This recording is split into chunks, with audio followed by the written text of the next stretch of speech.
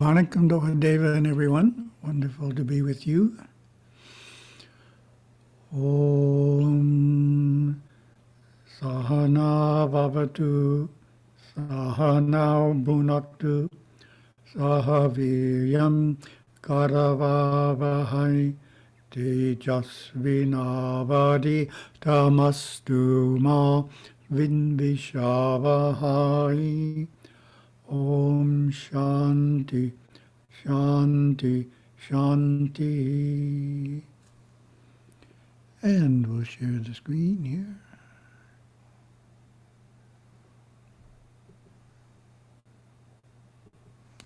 July 17th. Here we go.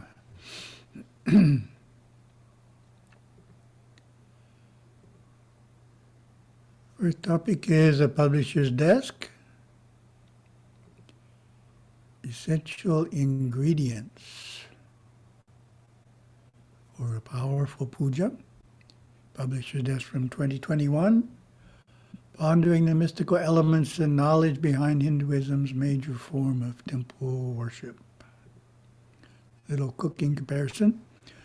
Let's compare worshiping the murti in the temple to the preparation of a vegetable curry. To prepare a curry, you start by cleaning raw vegetables, removing skins or other inedible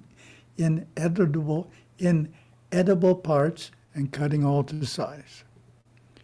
In a pan, you heat up a splash of oil, adding whole spices, dried peppers, seeds, and a dollop of dry dal. Once the seeds pop and become fragrant, add curry leaves and onions. Brown slightly, add tomatoes, and simmer for a short time.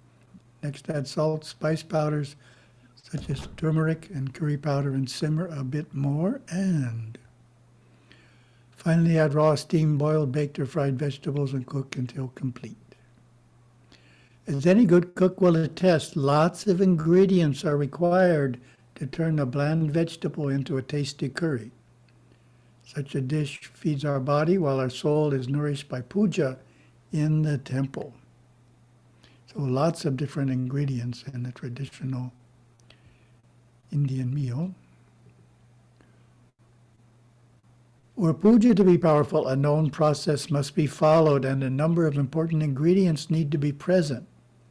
I have created a list of 5.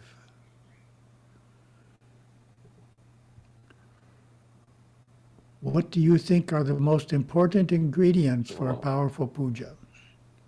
So I'll give you a minute. That last slide wasn't supposed to have any text.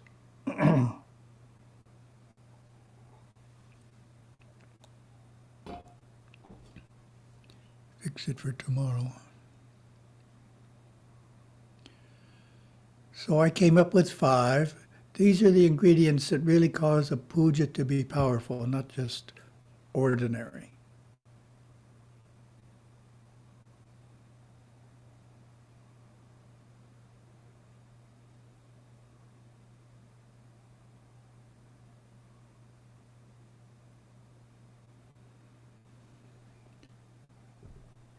The first is the nature of the temple's connection to the inner worlds, which varies considerably from temple to temple. It needs to be a strong one. We can compare this to connecting a computer network to the internet. A T1 connection, for example, can transfer only a small amount of data compared to the fastest optical connections. Strength of the temple's connection to the inner worlds depends upon 3 factors.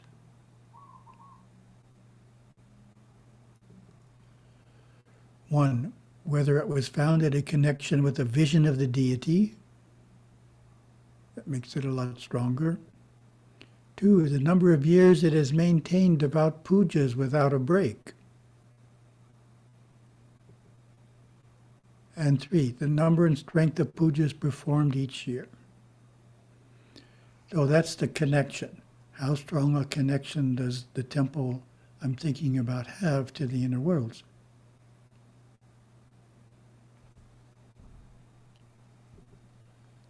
Second ingredient for a powerful puja is that the day chosen be auspicious for the deity being worshipped. An annual festival such as Ganesha Chaturthi for Lord Ganesha is a highly auspicious time for worship. The monthly Chaturthi Tithi is also more favorable than other days of the month for Ganesha worship. That's our Kaurava Ganesha there. In both cases, the auspiciousness relates to the exact period that the Tithi or Nakshatra is in power. For example, in Hawaii, Ganesha Chaturthi in 2020 was from about 7 a.m. on September 21 until 5 a.m. September 22. For the convenience of devotees, some temples hold annual festival pujas on the weekend, even though the actual and most propitious time was a few days before. This is not ideal.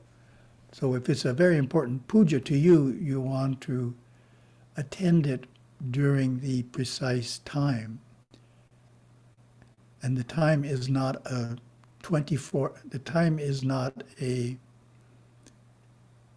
solar day. The auspiciousness does not start at 1 second after midnight and end 1 second before midnight. It comes at odd times of day. So for example, this was 7 a.m. on one day until 5 a.m. on the next day. So if you perform the puja before 7 a.m. on the 21st or after 5 a.m. on the 22nd, you would have missed the window. So for example, in the monastery, we would normally perform that puja the evening of September 21. So it's important to think, it's a 24-hour period approximately, and it's not at all aligned with midnight. Third ingredient is the skill, knowledge, purity, and mystical understandings of the priests or priests who are performing the puja and the depth of their devotion. During the puja, through mantras, mudras, and mystical ritual, the priests invoke the deity. They beseech the god to indwell the image, to accept the prayers of the votaries, and to shower blessings and love on all. Gurudeva provides additional insights into this process. When you worship the god in the temple through puja and ceremony, you are bringing that divinity out of the microcosm and into this macrocosm. You supply the energy through your worship and your devotion. We'll come back to that idea. Through your thought forms and even your physical aura. The pujari purifies and magnetizes the stone image for this to take place. The gods and the devas are also magnetizing the stone image with their energy. And finally, the moment is ready and they come out of the microcosm into this macrocosm and bless the people. You observe that they stayed only for an instant, but to them it was a longer time. The time sense in the inner worlds is different. So you need to pay attention, because in our world they're not manifesting in the murti for a very long time.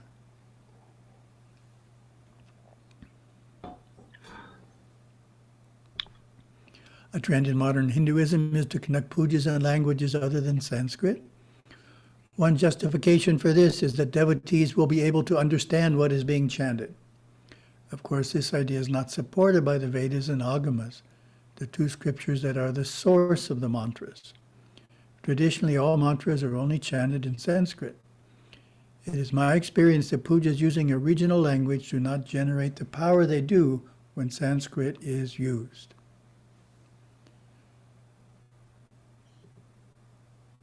Gurudeva affirmed that puja chants work best in Sanskrit, which most definitely invokes the deity's presence. Devotional singing works well in regional languages, which have innumerable expressive hymns capable of melting the heart in love of God. He also offered that local languages shine in providing precise explanations and interpretations. So English is good at that. One of the reasons is English can absorb words from any language. So you'll find the word yoga, the word dharma, the word karma, they're all in the English language in the dictionary. The fourth ingredient is one that will surprise some of our readers. The devotional actions of attending devotees make a significant difference in the puja's power. That's a Penang photo for those of you in Malaysia. It came to my attention many years ago in the pujas done by the monks at Koyadinam. The monks do a number of pujas late at night or early in the morning when there are no devotees present. 3 in the morning. No one can come because we don't let them come. It became clear that the presence of devotees in a reverent mood is an important ingredient for a powerful puja. Why? Because devotees supply energy through their worship. Their yearning for blessings through their thought forms and even their physical aura. So it's not just that there's a human body in the temple, it's that the human body is there to get blessed. So it's supplying energy through worship, yearning for blessings, thought forms, and the aura. Fifth ingredient is offerings of cut fruit, cooked food, water, fragrant flowers, and milk. These play an important part in the inner workings of the puja. The deity does not utilize the gross physical substance being offered, but rather utilizes the life energy or prana within it as the priest presents the offering. The same principles hold true for the fire ritual, known as yajna or homa. Jayandrapuri Mahaswamiji, head of Kailas Ashram in Bengaluru, visited our monastery in Hawaii a few years ago. His 3 priests performed an elaborate yajna in our Kadavil temple with offerings of grains and woods they had brought from India. Afterwards, Swamiji explained that Agni, the god of fire, takes the offerings to the deity in a purified form, meaning the prana, for the deity to use in blessing those present. So that's a nice way of looking at the homa fire. We're putting in a gross substance, but it's being taken by the inner plane beings in a subtle form to the deity to use to bless.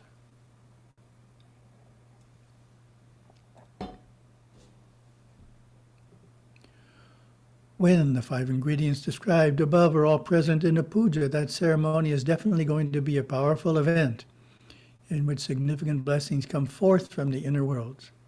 In a medium-length puja, this blessing from the deity takes place during the final arati. In a more elaborate one, blessings also pour forth when the curtain is opened to reveal the newly dressed deity. Sometimes that can even be stronger than the one at the end for some reason. It is at these 2 moments that the deity and his helpers or devas reflect back all the prana they have received into the aura of each devotee, purifying it of subconscious congestions. Devotees so blessed leave the temple feeling uplifted and relieved of burdensome mental conditions. Some become motivated to live more peaceful lives, have greater harmony in the home, and more tolerance in the community. Some will be inspired to bring forth and perpetuate traditional Hindu culture in the form of sacred music, art, and dance. Others may receive a life-changing message from the deity. Gurudeva describes this mystical process. To understand darshan, consider the everyday and yet subtle communication of language. You are hearing the tones of my voice through the sensitive organ, your ear. Meaning comes into your mind, for you have been trained to translate these vibrations into meaning through the knowing of the language that I am speaking. Darshan is a vibration too. It is first experienced in the simple physical glimpse of the form of the deity in the sanctum, physical sight. Later, that physical sight gives way to a clairvoyant vision or to a refined cognition received through the sensitive ganglia within your nerve system, the chakras. So that's a feeling. You're feeling a spiritual energy coming out. It's more subtle than seeing the murti. And then it gets even more subtle. Through these receptors, a subtle message is received, often not consciously. Perhaps not immediately, but the message that the darshan carries, direct from the Mahadeva, direct from Lord Ganesha, direct from Lord Murugan, direct from Lord Shiva himself, manifests in your life. This is the way the gods converse. It is a communication more real than the communication of language that you experience each day. It is not necessary to understand the communication immediately. The devotee may go away from the temple outwardly feeling that there was no particular message, or not knowing in his intellectual mind exactly what the darshan meant. Even the words you are now reading may not be fully cognized for days, weeks, or even months. The depth of meaning will unfold itself on reflection. I remember one devotee was here on his birthday. I think it was 60th or 70th birthday. And when the curtain opened, Nataraja spoke to him, told him he had to come back next year on his birthday. So he was so impressed that the deity spoke to him, he had to tell me about it in the darshan session afterward. He spoke to me and asked me to come back. So it does happen. Next time you attend a temple puja or a homa, reflect on the many elements, subtle and gross, that go into making it a holy connection, a profound communion with God and the gods. So those are the 5 ingredients for a powerful puja that I chose.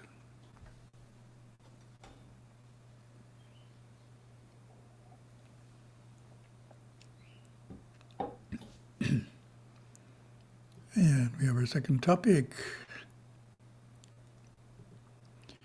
To bring questions sent to satsang@hindu.org. Can always use more questions.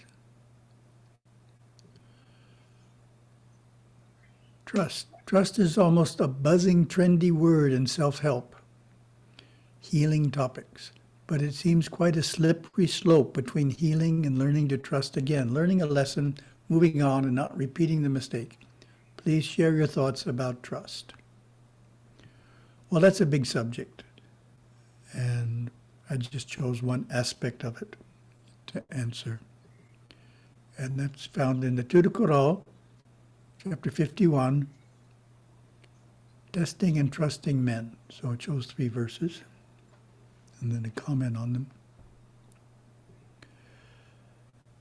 To trust a stranger without investigation invites troubles so endless that even descendants must endure them.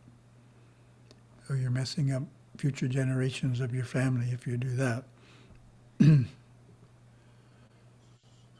Without investigation, trust no one. Having investigated, entrust a man with matters for which he is trustworthy. In other words, in Tudavalavar's estimation, everyone is not trustworthy to the same extent. People have different limits to which you can trust them. And this one is really good. To trust a man who has not been tested, and to suspect a man who is proven trustworthy lead alike to endless ills. So definitely you don't want to keep challenging someone who's proven him or herself. So what's the message? The chapter's message is to differentiate between people as to who can be trusted and with what.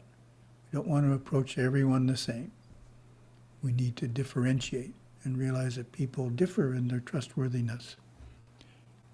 And just because the people we know are trustworthy in a certain way, people we meet, new people aren't necessarily trustworthy to the same extent.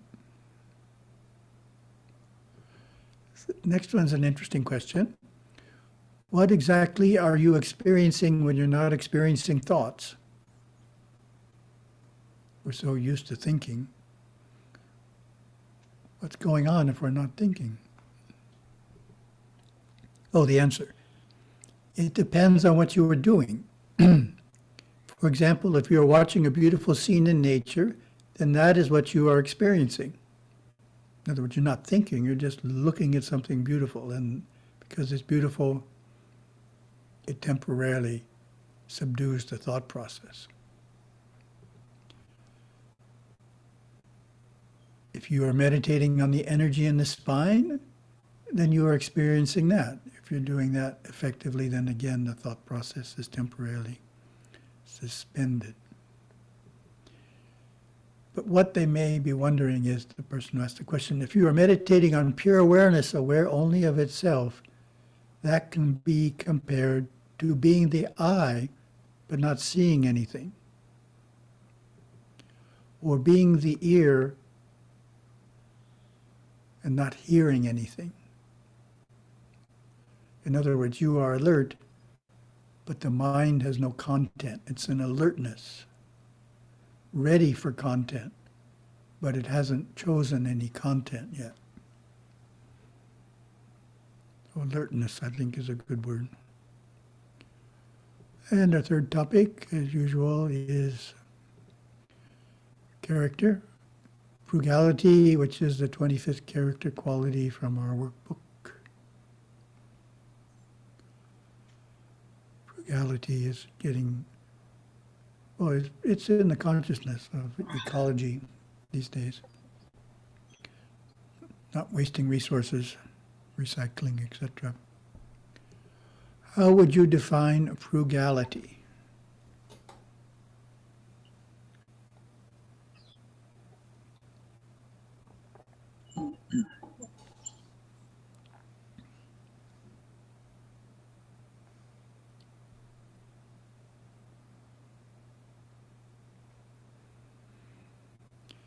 That's a simple one. The workbook says frugality means conserving resources, respecting their value. I cultivate frugality by repairing, reusing, and recycling goods and not being wasteful. Oh, missed on the slide there. The opposite is wastefulness. Sorry.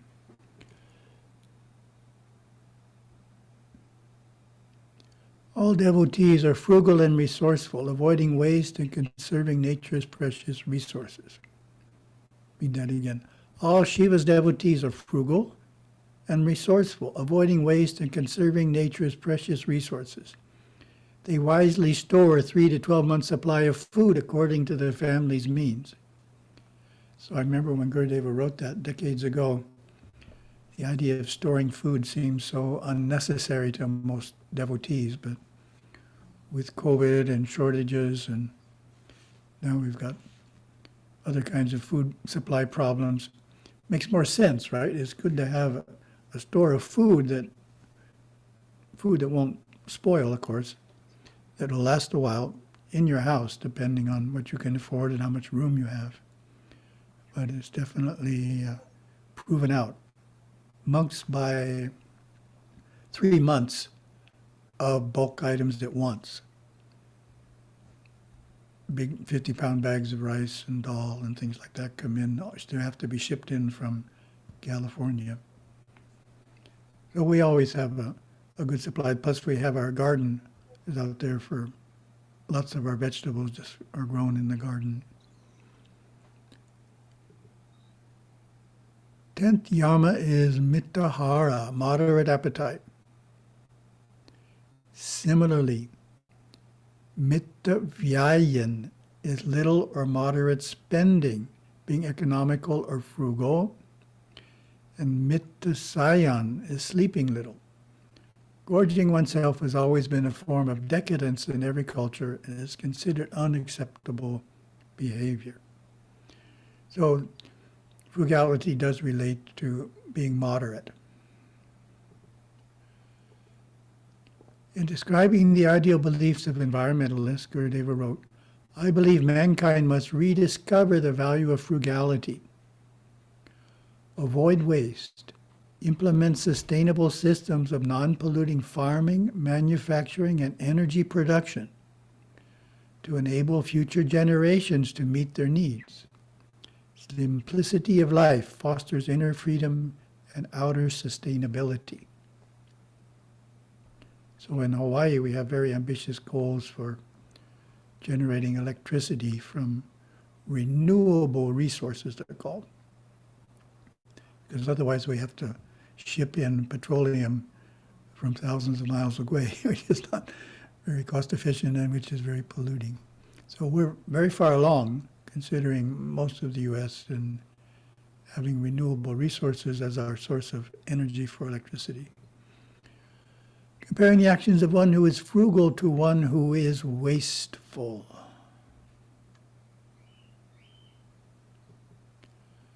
First situation, when an item of clothing is worn out or no longer needed, your frugality. First thought is, can this be recycled or used by someone else? Wastefulness. Default behavior is to simply throw it in the trash. Second situation, in watering the lawn, you. Frugality. Conserve water by turning the sprinklers off after a judicious amount of time. Wastefulness. Let the sprinklers run indefinitely, unconcerned with the wisdom of conserving nature's gifts.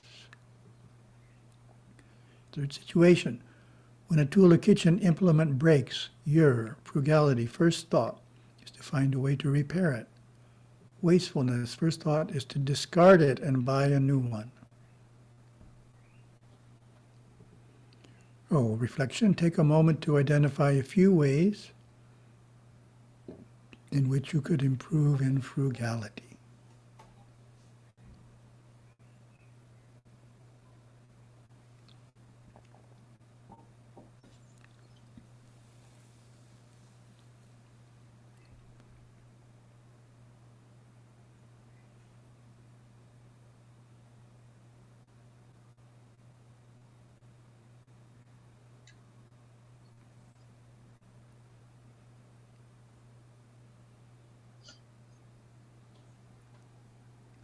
And the assignment during these 2 weeks, find 3 instances when something breaks or wears out and consciously do your best to repair, reuse, or recycle it rather than in throwing it away. Thank you very much.